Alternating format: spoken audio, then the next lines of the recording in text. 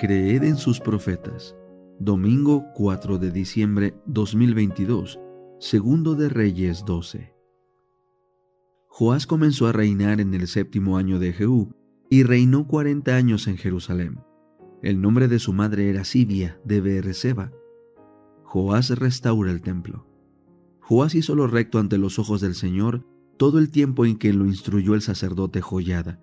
Sin embargo, los lugares altos no fueron quitados, y el pueblo aún ofrecía sacrificios y quemaba incienso en los lugares altos.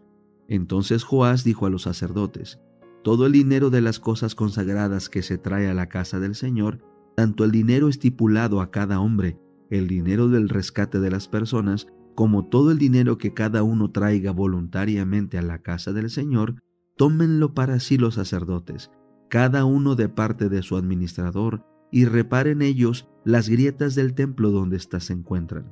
Pero sucedió que hasta el año 23 del rey Joás, los sacerdotes aún no habían reparado las grietas del templo. Entonces el rey Joás llamó al sacerdote Joiada y a los demás sacerdotes y les dijo: ¿por qué no reparan las grietas del templo? Ahora pues, no tomen el dinero de sus administradores, sino denlo para reparar las grietas del templo. Los sacerdotes consintieron en no tomar dinero del pueblo ni reparar las grietas del templo. El sacerdote Joiada tomó un cofre, le hizo una abertura en la tapa y lo puso junto al altar, a la derecha, según uno entra en la casa del Señor. Los sacerdotes que guardaban la puerta depositaban en él todo el dinero que era llevado a la casa del Señor. Y sucedía que cuando veían que había mucho dinero en el cofre, el escriba del rey y el sumo sacerdote iban y contaban el dinero que se hallaba en la casa del Señor y lo guardaban en bolsas. Entregaban el dinero contado en manos de los que hacían la obra, los que estaban encargados de la casa del Señor, y ellos lo gastaban en pagar a los carpinteros y a los constructores que reparaban la casa del Señor, a los albañiles y a los canteros, y para la compra de madera y piedra labrada, a fin de reparar las grietas de la casa del Señor, y para todo lo que se gastaba en la reparación del templo. Pero con el dinero que se llevaba a la casa del Señor no hacían tazas de plata, ni despabiladeras, ni tazones, ni trompetas, ni ningún otro objeto de oro ni de plata para la casa del Señor, porque lo daban a los que hacían la obra y con él reparaban la casa del Señor. Tampoco se pedían cuentas a los hombres en cuyas manos era entregado el dinero para darlo a los que hacían la obra, pues ellos actuaban con honestidad. El dinero del sacrificio por la culpa y el dinero del sacrificio por el pecado no era traído a la casa del Señor, porque era para los sacerdotes. Últimos años y muerte de Joás. Por aquel entonces subió Hazael, rey de Siria, combatió contra Gat y la tomó. Luego Hazael decidió subir contra Jerusalén, y Joás, rey de Judá, tomó todas las cosas sagradas que habían consagrado Josafat, Joram y Ocosías sus padres, reyes de Judá, las que él mismo había consagrado, y todo el oro que se halló en los tesoros de la casa del Señor y de la casa del rey, y las envió a Hazael, rey de Siria. Así se alejó éste de Jerusalén. Los demás hechos de Joás y todas las cosas que hizo no están escritos en el libro de las crónicas de los reyes de Judá. Sus servidores se levantaron, hicieron una conspiración y mataron a Joás en Bet-Milo, en el camino que desciende a Sila. Sus servidores, Josacar, hijo de Simeat, y Josabat, hijo de Somer, lo hirieron y murió. Luego lo sepultaron con sus padres en la ciudad de David, y su hijo Amasías reinó en su lugar. Eventos de los últimos días. Capítulo 8. Las ciudades. Los constructores de la ciudad original. Al recibir la maldición de Dios, Caín se había retirado de la familia de sus padres. Había escogido primeramente el oficio de labrador y luego fundó una ciudad, a la cual dio el nombre de su hijo mayor, Génesis 4:17. Se había retirado de la presencia del Señor, desechando la promesa del Edén restaurado, para buscar riquezas y placer en la tierra maldita por el pecado. Y así se había destacado como caudillo de la gran multitud que adora al Dios de este mundo.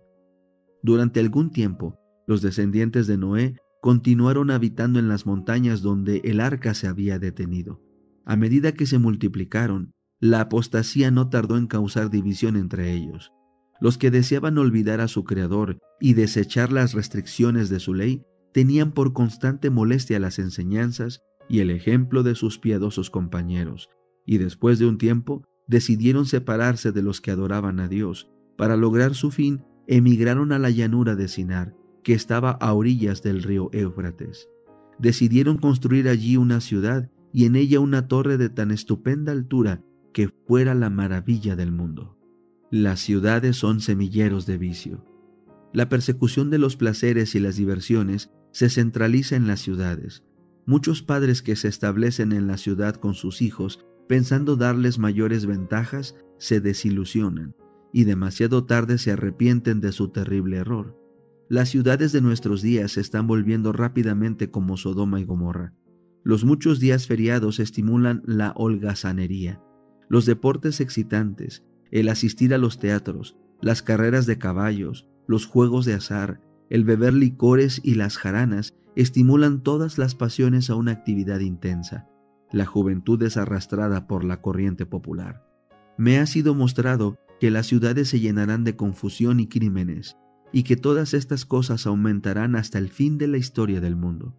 En el mundo entero, las ciudades se vuelven semilleros del vicio. Por doquiera se ve y oye el mal. En todas partes se encuentran incentivos a la sensualidad y a la disipación. Descienden juicios sobre las ciudades. Terribles conmociones vendrán sobre la tierra, y los palacios señoriales levantados a gran costo se convertirán ciertamente en montones de ruinas. Cuando la mano restrictiva de Dios se retire, el destructor comenzará su trabajo. Entonces ocurrirán en nuestras ciudades las mayores calamidades. El Señor dirige advertencias a los habitantes de la tierra, como en el incendio de Chicago y en los incendios de Melbourne, Londres y la ciudad de Nueva York.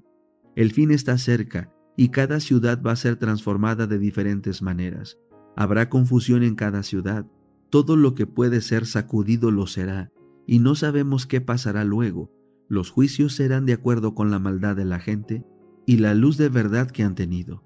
Ojalá que el pueblo de Dios tuviera una noción de la destrucción inminente de millares de ciudades, ahora casi totalmente entregadas a la idolatría.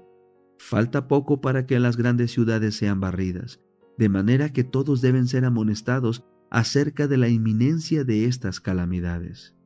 Edificios a prueba de catástrofes se convertirán en ceniza. He visto las más costosas estructuras de edificios construidos supuestamente a prueba de fuego, pero así como Sodoma pereció en las llamas de la venganza divina, así estas orgullosas estructuras se convertirán en ceniza. Los deleitables monumentos de la grandeza de los hombres se harán polvo aún antes que venga la última gran destrucción sobre el mundo.